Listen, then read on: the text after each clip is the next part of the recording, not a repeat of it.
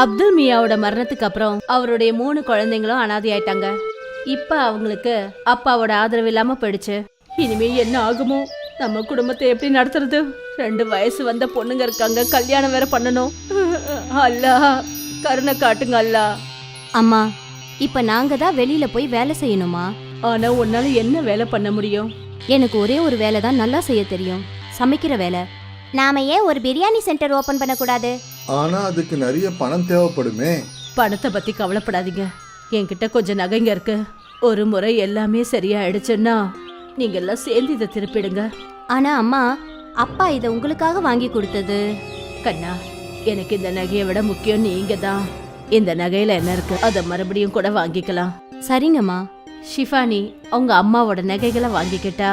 அப்புறம் அதை அடகு வச்சு அதுல அவளுக்கு 20,000 ரூபாய் கிடைச்சது. அந்த பணத்துல அவங்க சின்னதா ஒரு வண்டி கடை வாங்கினாங்க. அப்புறம் அண்ணன் தங்கைங்க 3 பேரும் சேர்ந்து அந்த கடையில வேலை செஞ்சாங்க. வாங்க வாங்க, சுட சுட பிரியாணி தயாரா இருக்கு. ஒரு தடவை சாப்பிட்டா மறுபடியும் சாப்பிட தோணும். சீக்கிரம் வாங்க, சுட சுட பிரியாணி முடிய போகுது. நிறைய பேர் அவங்க கடை பிரியாணிய சாப்பிட்டாங்க. அப்புறம் எல்லாருக்கும் அந்த பிரியாணி பிடிச்சிருச்சு. வாவ், பிரியாணி ரொம்ப அற்புதமா இருக்கு. இவ்வளவு சுவையான பிரியாணி இது வரைக்கும் சாப்பிட்டதே இல்லப்பா. ஆமா ஆமா, பிரியாணி ரொம்ப நல்லா இருக்கு. ரொம்ப நன்றி அண்ணன். இது எங்க அம்மாவோட ரெசிபி, எங்க அம்மாவோட ஸ்பெஷல் பிரியாணி. ரொம்ப நல்லா இருக்கு. அப்புறம் மெல்ல மெல்ல அவங்க பிரியாணி கடை நல்லபடியா ஓடுச்சு. இப்ப ஜனங்க கூட்டமா வர ஆரம்பிச்சாங்க. எனக்கு 2 பிரியாணி பார்சல் கொடுமா. சரிங்க. எனக்கும் 2மா. இப்ப நதீனுக்கு ஜனங்களை சத்தம் போட்டு கூப்பிட வேண்டிய அவசியம் இல்ல. கடையில அவ்வளவு கூட்டமா நின்னுட்டு இருந்தாங்க. அண்ணன் தங்கைங்க 3 பேரும் சேர்ந்து ஆர்டரை கொடுக்க ஆரம்பிச்சாங்க. இந்தாங்க உங்களோட ஆர்டர். இது உங்களது. இது உங்களோடது. 1 மாசத்துக்கு அப்புறம் ஷிஃபா சம்பாரிச்ச பணத்தை எண்ணிக்கிட்டு இருந்தா. இந்தாங்கம்மா, இந்த மாசத்தோட லாபம் 20,000 ரூபாய். என்ன? ஆமாமா, உண்மைதான், 20,000 ரூபாய். இவ்வளவு பணமா? நாம செய்யற பிரியாணி ஜனங்களுக்கு ரொம்ப பிடிச்சு போச்சு. எப்பவும் கடையில கஸ்டமர் கூட்டம் நிறைஞ்சிருக்குது. யா அல்லாஹ், உங்களுக்கு கோடான கோடி நன்றிகள். நீ என்னோட குழந்தைங்களை அவங்க வேலையில வெற்றி அடைய வச்சுட்ட. ரொம்ப நன்றி. அம்மா, அடுத்த மாசமே உங்களோட நகை எல்லாத்தையும் திருப்பிடலாம் இன்ஷா அல்லாஹ். இன்னைக்கு ஷிஃபாவோட குடும்பம் ரொம்ப சந்தோஷமா இருந்தது. அவங்க அப்பா இறந்ததுக்கு அப்புறமா முதல் தடவையா அவங்க வீட்ல ஏதோ நல்லது நடக்க ஆரம்பிச்சது. அவங்க 3 பேரும் ரொம்ப கஷ்டப்பட்டு உழைச்சாங்க. இரவு பகல்னு பார்க்காம 3 பேரும் கடினமா உழைச்சாங்க. இதெல்லாம் நம்ம 3 பேருக்குள்ளேயும் இருக்கிற ஒற்றுமையால தான் நடக்குது. உண்மைதான்க்கா. அப்புறம் நாமளும் எப்பவும் இப்படியே இருப்போம். ஆமா, எப்பவும்.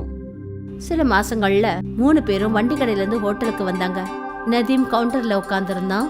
ஷிஃபாவும் சனாவும் பிரியாணி சமைப்பாங்க. நதீம் தம்பி, அதே சுவையோட இருக்கு, வண்டி கடை மாதிரியே. நிச்சயமா இதுதானே எங்க அம்மாவுடைய ரெசிபி. அண்ணா, இந்த டேஸ்ட் எப்பவும் மாறாதுண்ணே.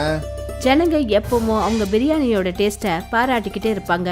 மெல்ல மெல்ல இவங்களுக்கு பார்ட்டியோட கேட்டரிங் கான்ட்ராக்டும் கிடைக்க ஆரம்பிச்சது. தம்பி, நாளைக்கு வீட்ல ஒரு பார்ட்டி இருக்குப்பா. 100 பேருக்கு பிரியாணி வேணும். நிச்சயமாங்க, நாளைக்கு கிடைச்சிரும். ஆனா அதே சுவையோட இருக்கணும். இங்க சாப்பிடுறோமே அதே மாதிரி இருக்கணும். நிச்சயமா அதே சுவையோட இருக்கும். நீங்க கொஞ்சம் கூட கவலைப்படாம ஆர்டர் கொடுத்துட்டு போங்க. அண்ணன் தங்கைங்க 3 பேரும் ரொம்ப சந்தோஷமா இருந்தாங்க. அதாவது அவங்களோட பிசினஸ் பெருசா வளர்ந்துகிட்டே போச்சு. அப்புறம் ஒரு நாள், என்னாச்சு, இந்த ஆர்டர் இன்னும் போகல? காகி சாரோட வீட்டுல நிக்கா. ஆனா ஏதோ காரணத்தினால அந்த நிக்கா நின்னு போச்சு. இப்போ அந்த சாப்பாடு அங்க போகாது. யா அல்லாஹ், ரொம்ப பாவம் அவங்க. நீ ஒரு வேலை செய்யி, இத ஏழைங்களுக்கு கொடுத்துரு. நம்ம காதி ஐயாவை எல்லாரும் வாழ்த்தட்டும். சரிம்மா. தன்னோட பெரிய அக்கா சொன்னதுனால நதீம் பிரியாணி எல்லாத்தையும் ஃபக்கீருங்களுக்கு கொண்டு போய் கொடுத்தான். ஆனா அவனுக்கு மனசு இல்ல. அவன் ஹோட்டலுக்கு திரும்பி வந்தப்ப சனா அங்க நின்னுட்டு இருந்தா. ஆப்பா எங்க? அவ வீட்டுக்கு போயிருக்கா. எனக்கு ஒரு விஷயம் புரியவே இல்ல. ஆப்பா எதுக்காக இவ்வளவு பிரியாணிய ஏழைங்களுக்கு கொடுக்க சொன்னாங்கன்னு தெரியல. நீ என்ன சொல்ற? சனா, இன்னைக்கு காஜி சார் வீட்டுல நிக்கா இருந்தது. அவர் 300 பேருக்கு பிரியாணி ஆர்டர் கொடுத்திருந்தாரு. ஆனா ஏதோ ஒரு காரணத்தினால அவங்க வீட்டு நிக்கா நின்னு போச்சு. இப்ப பிரியாணியும் நின்னு போச்சு. நான் அந்த பிரியாணியை வித்துடலான்னு நினைச்சிட்டு இருந்தேன். ஆனா ஆப்பா பிரியாணியை ஏழைகளுக்கு கொடுத்துட சொல்லி சொன்னா. இது சரியான முடிவு கிடையாது. அந்த பிரியாணியை வச்சு நாம பணம் சம்பாதிச்சிருக்கலாம்ல. ஆமா நிச்சயமா, நம்ம அக்காவுக்கு ரொம்பவே இலக்கிய மனசு. அதனால அவங்க யோசிச்சிருப்பாங்க, நமக்கு தான் பிரியாணிக்கு காசு கிடைச்சிருச்சே, நாம ஏன் பிரியாணியை ஏழைங்களுக்கு கொடுக்க கூடாது. ஆனா அது ரெட்டிப்பா வரக்கூடிய லாபத்தை நினைச்சிருக்க மாட்டாங்க. இருக்கலாம் தான். அப்பதான் ஷிஃபா அங்க வந்தா. சனாவும் நதீமும் அவங்க பேசிட்டு இருந்ததை நிறுத்திட்டாங்க. பிரியாணியை ஏழைங்களுக்கு கொடுத்துட்டல, கொடுத்துட்டேன். காதி சாருக்கு அவங்களோட ஆசீர்வாதம் கிடைக்கட்டும். அவருக்கு அவங்களோட ஆசீர்வாதம் ரொம்ப அவசியம். கண்டிப்பா. சனாவும் நதீமும் அவங்க அக்காவோட முடிவுல அவங்களுக்கு கொஞ்சமும் உடன்பாடு இல்ல. இருந்தும் அவங்களோட பிசினஸ் நடந்துகிட்டே இருந்தது. அவங்களுக்கு இன்னும் பெரிய பெரிய ஆர்டர்ஸ் கிடைச்சது. அவங்களோட ஹோட்டலும் நல்லபடியா நடந்துட்டு இருந்தது. சில மாசங்களுக்கு அப்புறம் இன்னும் ஒரு ஆர்டர் கேன்சல் ஆயிடுச்சு. நதீம், அன்சாரியோட ஆர்டர் கேன்சல் ஆயிடுச்சு. நீ இந்த பிரியாணியை எடுத்துட்டு போய் ஏழைங்களுக்கு கொடுத்துரு. சரி அப்பா. நதீம் சரின்னு ஒத்துக்கிட்டான். ஆனா அவனுக்கு மனசு வரல. பெரியவ வீட்டுக்கு போனதுக்கு அப்புறமா சனாவும் நதீமும் பேசிட்டு இருந்தாங்க. நாம இந்த பிரியாணியை விற்க கூடாதா? இப்ப ராத்திரி 10 மணி ஆயிடுச்சே, கஸ்டமர்ஸ் வந்தாலும் இப்ப வரலாம். ஒரு வேலை பண்ணுவோம், இத உள்ள வச்சிடுவோம். காலையில முதல்ல இத வித்துடுவோம். இதுதான் சரி. அண்ணனும் தங்கையும் சேர்ந்து அந்த பிரியாணியை மறைச்சிட்டாங்க. மறுநாள் அவங்க முதல்ல அந்த பிரியாணியை வித்தாங்க. அப்புறம் அவங்க 2 பேரும் ரொம்ப சந்தோஷப்பட்டாங்க. அதாவது லாபம் 2 மடங்கா கிடைக்குதுன்னு. அப்புறம் ஷிஃபாக்கு இந்த விஷயம் தெரியவே தெரியாது. அப்புறம் என்ன, எப்போது ஏதாவது ஆர்டர் கேன்சல் ஆனா மறுநாள் அந்த பிரியாணிய சனாவும் நதீமும் ஹோட்டல்ல விற்க ஆரம்பிச்சாங்க. இந்த விஷயம் பல மாசங்களா நடந்துகிட்டு இருந்தது. ஒரு நாள் இந்த பழைய பிரியாணி ஒரு ரெகுலர் கஸ்டமரோட பிளேட்டுக்கு வந்தது. தம்பி நதீம், ஏதோ தப்பா இருக்கே, பிரியாணில அந்த ருசி இல்லையேப்பா. அப்படி எப்படின்னு நடக்கும்? நாங்க எப்பவும் போல அதே மாதிரி தானே பிரியாணியை செய்யறோம். சரிப்பா. மெல்ல மெல்ல கஸ்டமர்ஸ் எல்லாருக்கும் பிரியாணி டேஸ்ட் மாறுறது புரிஞ்சுக்கிட்டாங்க. அப்புறம் அவங்களுக்கு அந்த சுவை பிடிக்கவே இல்லை. திடீர்னு அவங்க ஹோட்டலுக்கு வர கஸ்டமர்ஸ் குறைஞ்சிட்டாங்க. அப்பதான் ஷிஃபா யோசிக்க ஆரம்பிச்சா. திடீர்னு என்ன ஆச்சு? நம்ம கஸ்டமர்ஸ் ஏன் வரதில்ல? இப்படி போச்சுன்னா கடையை எப்படி நடத்துறது? நதீம்க்கு அவனோட தவறுகள் புரிய ஆரம்பிச்சது. அவன் தன்னோட அப்பா முன்னாடி அழ ஆரம்பிச்சான். எல்லாம் என் தப்பு தான். நானும் சனா அக்காவும் சேர்ந்து பழைய பிரியாணியை கஸ்டமருக்கு கொடுத்தோம். நீ என்ன சொல்ற? நதீம் தன்னோட அப்பாவுக்கு முன்னாடி அவன் செஞ்ச தவறுகளை ஒத்துக்கிட்டான். என்ன காரியம் பண்ணிருக்க நீ? அதிகமான லாபம் வேணும்ன்றதுக்காக பிசினஸையே கெடுத்துட்டியே. நாம எப்படி மறுபடியும் நம்ம கஸ்டமர்ஸ் கொண்டு வரது? எங்களை மன்னிச்சிடு அப்பா. எங்களுக்கு தெரியாது இப்படி எல்லாம் நடக்கும்னு. உன்னோட பேராசை எல்லாத்தையுமே கெடுத்துருச்சு. 3 பேரும் யோசிக்க ஆரம்பிச்சாங்க இப்போ என்ன பண்றதுன்னு. அப்புறம் மறுநாள் ஷிஃபாவுக்கு ஒரு வழி கிடைச்சது. ஷிஃபா ஒரு போர்டு எழுதி போட்டா, எங்களை மன்னிச்சிடுங்க, நாங்க செஞ்ச தப்பால நீங்க எல்லாரும் பழைய பிரியாணி சாப்பிட விடதாயிடுச்சு. நாங்க அதுக்கு வெக்கப்படுறோம். அதனால அடுத்த 1 வாரத்துக்கு நாங்க எல்லாருக்கும் ஃப்ரீயா பிரியாணி கொடுக்கறோம். இந்த போர்டை ஷிஃபா ஹோட்டலுக்கு வெளியில போட்டா. கஸ்டமர்ஸ் போர்டை படிச்சாங்க. அவங்க ஃப்ரீ பிரியாணி சாப்பிட்றதுக்கு எல்லாரும் ஹோட்டலுக்கு வந்தாங்க. அப்புறம் மறுபடியும் ஒரு முறை அவங்களுக்கு அந்த சுவையான பிரியாணி பிடிக்க ஆரம்பிச்சது. இது அப்படியே பழைய டேஸ்ட்ல இருக்கு. ஆமா ரொம்ப நல்லா இருக்கு. 1 வாரத்துக்கு எல்லாருக்கும் ஃப்ரீயா பிரியாணி கொடுக்க விடதாயிடுச்சு. ஆனா அவங்களோட கஷ்டத்துக்கு ஒரு தீர்வு கிடைச்சது. அவங்களோட கஸ்டமர்ஸ் திரும்பி வந்துட்டாங்க. அப்புறம் சனாவுக்கும் நதீமுக்கும் புரிஞ்சு போச்சு, அதாவது பேராசைப்படுறது ரொம்ப தப்புன்னு. மறுபடியும் ஒரு முறை அம்மியோட பிரியாணி ஃபேமஸ் ஆச்சு. மிர்பூர் கிராமம். அங்க மோகன் தன்னோட பொண்ணு பிங்கி கூட வாழ்ந்துகிட்டு இருந்தாரு. பிங்கி பிறந்த உடனே அவங்க அம்மா இறந்து போயிட்டாங்க. மோகன் தன்னோட வேலையும் பார்த்துக்கிட்டு அவங்க பொண்ணையும் பார்த்துக்கிட்டான். மோகன் கஷ்டப்படுறத பார்த்துட்டு கிராமத்து மக்கள் என்ன சொல்லுவாங்கன்னா, மோகன், நீ 2வது கல்யாணம் பண்ணிக்கோ, எல்லாம் சரியா போயிடும். எல்லாரும் சரியாதான் சொல்றீங்க. நான் கல்யாணம் பண்ணிக்கிட்டு தான் ஆகணும். அப்பதான் என் பொண்ணையும் பார்த்துக்க ஆள் இருப்பாங்க, என்னையும் பார்த்துப்பாங்க. ஆமாப்பா, இன்னொரு கல்யாணம் பண்ணிக்கோங்க. மோகனோட கல்யாணம் பக்கத்து கிராமத்துல உள்ள சுஷ்மா கூட நடந்தது. சுஷ்மா, இவ என்னுடைய பொண்ணு பிங்கி. இவளை நீ நல்லா பார்த்துக்கணும். நான் ஒண்ணு இவளோட வேலைக்காரி இல்ல, இவளுக்கு சேவை பண்றதுக்கு. கொஞ்சம் மாசம் அப்படியே கடந்து போச்சு. பிங்கியும் இப்போ வளர்ந்துட்டா. சுஷ்மா மாசமா இருந்ததுனால அவ எந்த வேலையுமே செய்யல. அப்புறம் பிங்கி தான் வீட்ல உள்ள எல்லா வேலையும் செஞ்சுக்கிட்டு இருந்தா. அப்புறம் இதனால பிங்கி ஸ்கூலுக்கு போறதும் இல்ல. சுஷ்மா, நீ ஏன் பிங்கி இந்த மாதிரி பண்ணிட்டு இருக்க? அவளை படிக்கிறதுக்காக ஸ்கூலுக்கு ஏன் அனுப்ப மாட்டேங்கிற? என்னோட நிலைமைய பாத்தீங்கல, இந்த நிலைமையில நான் எப்படி வேலை செய்யறது? சரி, உனக்கு எப்படி பிடிச்சிருக்கோ அப்படியே பண்ணு. கொஞ்சம் மாசங்கள் கடந்து போச்சு. அப்புறம் ஹாஸ்பிட்டல்ல சுஷ்மாவுக்கு ஒரு அழகான ஆண் குழந்தை பிறந்தது. அவனுக்கு மன்டூன்னு பேர் வச்சாங்க. குழந்தை பிறந்ததுக்கு அப்புறம் கூட சுஷ்மா வீட்ல வேலை செய்யறதே இல்ல. அத பாத்துட்டு, சுஷ்மா, இப்போவாவது பிங்கிய ஸ்கூலுக்கு அனுப்பலாம்ல? நீங்க எதுக்கு கவலைப்படுறீங்க? நான் தான் அவளை பாத்துக்கிறேன்ல. அவ ஒரு பொண்ணு, அவளுக்கு வீட்டு வேலையெல்லாம் தெரிய வேணாமா? அப்புறம் நம்ம பையன் மண்டு இருக்கால, அவனை படிக்க வச்சு டாக்டர் இன்ஜினியரும் ஆக்கலாம். நீங்க போய் உங்க வேலையை பாருங்க, போங்க. பிங்கி வீட்டு தேவைக்காக கிணத்துல இருந்து தண்ணி எடுத்துக்கிட்டு வருவா. அவ வர வழியில ரமேஷ் சமுசா கடை போட்டிருந்தாரு. பிங்கி அவருக்காகவும் தண்ணி எடுத்துக்கிட்டு வந்து அவரோட கடைக்கு பக்கத்துல வைப்பா. ரமேஷ் பிங்கியோட தண்ணிக்கு பதிலா அவளுக்கு சமுசா கொடுப்பாரு. ரமேஷ், உங்களுக்கு ரொம்ப நன்றி, எனக்கு இந்த சமுசா சாப்பிட கொடுத்ததுக்காக. ஒன்னும் இல்ல சுஷ்மா, நீ அந்த மாதிரிலாம் சொல்லாத. நீயும் எனக்கு உதவி பண்றல்ல. ஒரு நாள் மண்டு ஸ்கூல்ல இருந்து வந்துகிட்டு இருந்தான். அப்போ பிங்கி அங்க இருந்து சமுசா சாப்பிடறத அவன் பார்த்தான். அப்புறம் வீட்ல வந்து அவனோட அம்மா கிட்ட சொல்லிட்டான். பிங்கி தண்ணி எடுத்துக்கிட்டு வந்தா. அப்போ சுஷ்மா என்ன கேட்டானா, நீ யாருக்கிட்ட போய் பல்லு காமிச்சிட்டு வர? அவன் என்ன உன் புருஷனாக போறானா? அவன் கிட்ட போய் சிரிச்சுக்கிட்டு வர? அப்படியெல்லாம் ஒன்னும் இல்ல, நீங்க தப்பா நினைச்சுக்கிட்டு இருக்கீங்க. நான் எப்போவாவது ரமேஷோட கடைக்கு கொஞ்சம் தண்ணி எடுத்துக்கிட்டு போய் கொடுப்பேன். அதனாலதான் அவர் என் கூட பேசினாரு. கொஞ்ச நாளைக்கு அப்புறம் நடந்த விஷயம். ஒரு நாள் பிங்கி கிணறு பக்கமா நடந்து போய்கிட்டு இருந்தா. போற வழியில ரோட்ல அவளுக்கு சின்னதா ஒரு ஆக்சிடென்ட் ஆயிடுச்சு.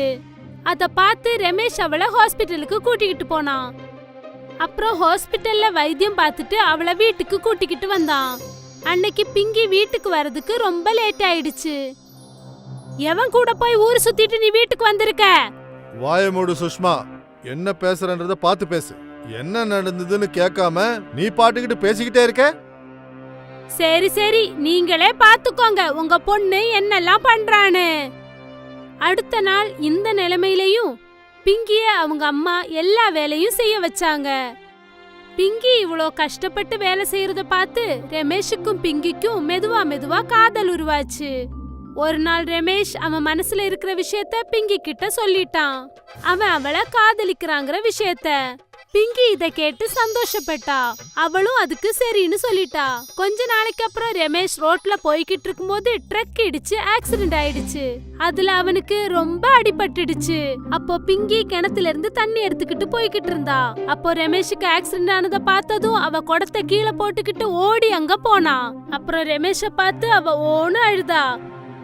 ரமேஷ், எந்திரிங்க ரமேஷ், நீங்க இல்லனா எனக்கு யார் இருக்கா? என்னோட வாழ்க்கையில நீங்க மட்டும்தானே எனக்கு இருக்கீங்க.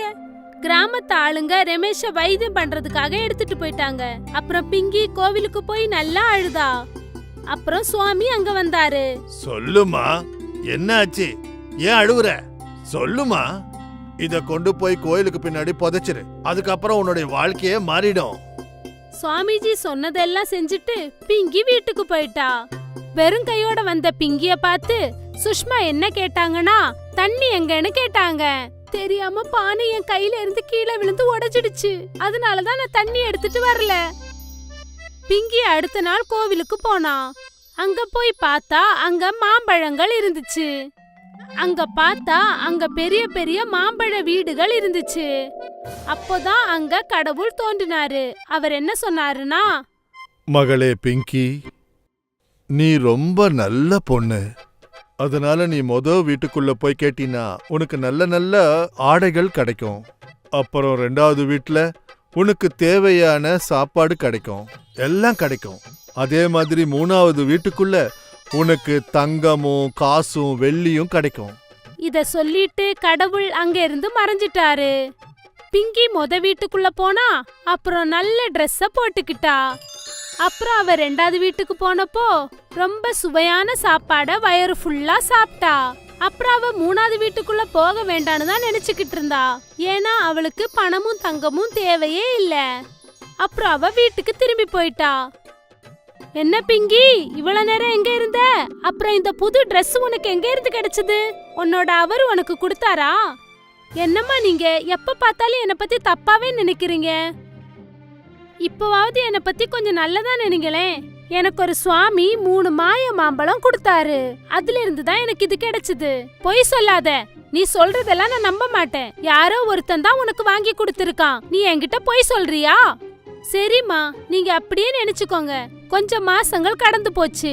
பிங்கி இதே மாதிரி நல்ல Dress, நல்ல சாப்பாடெல்லாம் சாப்பிட்டுக்கிட்டு இருந்தா. அப்புறம் அந்த 3 வீடோட உதவியால கிராமத்துல உள்ள ஏழைங்களுக்கு உதவி பண்ணிக்கிட்டு இருந்தா. அப்புறம் கிராமத்துல உள்ள பொண்ணுங்களுக்கு கல்யாணம் பண்றதுக்கு தங்கமும் பணமும் கொடுத்து உதவி பண்ணா. அம்மா, உங்களுக்கு தெரியுமா, இந்த பிங்கி கிராமத்துல இருக்கிற பொண்ணுங்க கல்யாணத்துக்கு தங்கம் கொடுக்கறாளாம். சுஷ்மா இதெல்லாம் கேட்டதுக்கு அப்புறம் அவளால நம்ப முடியல. அப்புறம் பிங்கி பின்னாடியே வந்து அந்த 3 மாம்பழ வீட்டுக்கிட்ட வந்துட்டா. அப்புறம் அந்த மாய மாம்பழ வீட்டு காசு குடுக்கறத பார்த்துட்டு அவளுக்கு ஆசை அதிகமாச்சு. அப்புறம் அவ அந்த வீட்டுக்குள்ள போனா. மாய மாம்பழ வீடே, எனக்கு நிறைய பணமும் தங்கமும் கொடு. இப்படி சொன்ன உடனே சுஷ்மாவோட கழுத்துல பாம்பும் தேளும் வந்து உக்காந்துக்கிச்சு. அப்புறம் அவளுக்கு முன்னாடியே நிறைய பாம்பும் தேளும் இருந்துச்சு. இத பார்த்துட்டு சுஷ்மா ரொம்ப பயந்துட்டா. அப்போதான் அங்க கடவுள் தோன்றினாரு. அவர் சொன்னாரு, பேராசை பிடிச்சவளே, நீ அனாவசியமா அந்த பொண்ணை ரொம்ப கஷ்டப்படுத்தி இருக்க. இங்க வந்து பொண்ணும் பொருளும் எடுத்துட்டு போலான்னு வந்தியா? போ, இங்க இருந்து வெளியில போ, இல்லன்னா இந்த பாம்புங்கெல்லாம் உன்னை கொத்தி கொன்னுடும். இத கேட்டுட்டு சுஷ்மா உடனே வெளியே வந்துட்டா. அப்புறம் பிங்கி கிட்ட போய் மன்னிப்பு கேட்டா. இங்க பாருமா, என்ன மன்னிச்சிடுமா. நான் உனக்கு நிறைய கொடுமை பண்ணிட்டேன். தயவு செஞ்சு நீ என்ன மன்னிச்சிடுமா பிங்கி. இல்லம்மா, நீங்க என்கிட்ட மன்னிப்பு கேட்காதீங்க. நீங்க என் மேல பாசமா இருங்க. ஏன்னா எனக்கு அதுதான் வேணும். இது கேட்டு சுஷ்மா சந்தோஷப்பட்டா. அப்புறம் பிங்கிய சொந்த பொண்ணு மாதிரி பாத்துக்கிட்டாங்க. அப்புறம் அவங்க கோபப்படுறதையும் விட்டுட்டாங்க.